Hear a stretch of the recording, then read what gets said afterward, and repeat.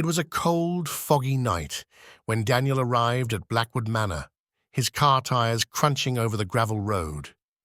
The mansion loomed ahead, its towering silhouette swallowed by the thick mist. The villagers had warned him, whispering tales of those who entered but never returned, of voices in the walls that spoke in hushed, dreadful tones. But Daniel was not one to believe in myths. He was a paranormal investigator, and tonight he would uncover the truth.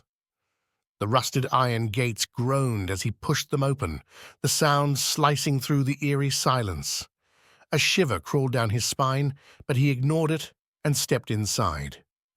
The heavy wooden door creaked as he pushed it open, revealing the darkness within. A damp, decaying scent filled his lungs as his flashlight flickered, casting trembling shadows across the dust-covered floor. The grand staircase ahead stretched into the void, the air around it thick, suffocating. Behind him, the door slammed shut with a force that sent a tremor through his chest. He spun around, heart hammering, but the entrance was sealed as if it had never been open. The silence that followed was too heavy, too unnatural. He swallowed hard, gripping his flashlight tighter. Just the wind, he told himself. But there had been no wind. He took a step forward, his boots creaking against the wooden floorboards. The deeper he went, the colder it became, the silence growing heavier, as if the house itself was breathing around him. Then, from the darkness, a whisper. Daniel. He froze, the name curling through the air like a ghostly breath. His pulse quickened. He swung his flashlight toward the sound, but there was nothing there. A soft creak echoed through the hallway. He wasn't alone. "Help me." The whisper came again, fragile, desperate. It was a woman's voice. His throat tightened. It wasn't possible. He was the only living soul in the house. But something inside him stirred. A pull, an instinct he couldn't explain.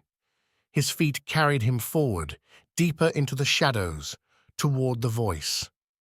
At the end of the corridor, a door stood slightly open. Darkness seeped from the crack like ink, spilling across the floor. He hesitated, his breath shallow. The air felt heavier here, thick with something unseen, something waiting. But he had come too far to turn back. He stepped inside. His flashlight flickered and died. The darkness swallowed him whole. A sharp chill ran down his spine as he fumbled for his backup light. The second beam was weaker, but it cut through the void just enough. And then his breath caught. A figure stood in the corner. A woman.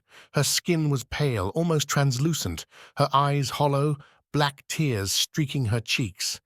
But what sent terror clawing up his throat was her mouth, sewn shut with thick, rusted wire. Daniel staggered back, his heart hammering against his ribs. She raised a trembling hand and pointed at him. The air around him thickened, turning ice cold. Then the whispers returned. Not just one. Dozens. They overlapped, filling the room like an endless tide, rising and falling in haunting waves. The voices chanted, pleaded, screamed. The walls trembled.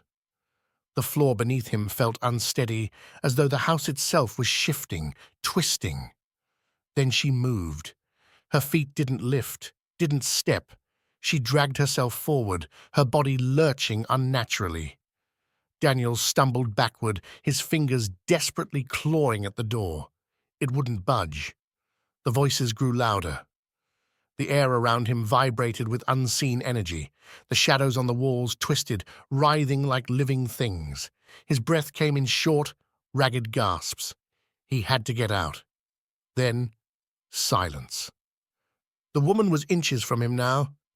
He could see every detail, the cracks in her skin, the bloodstains where the wire dug into her lips.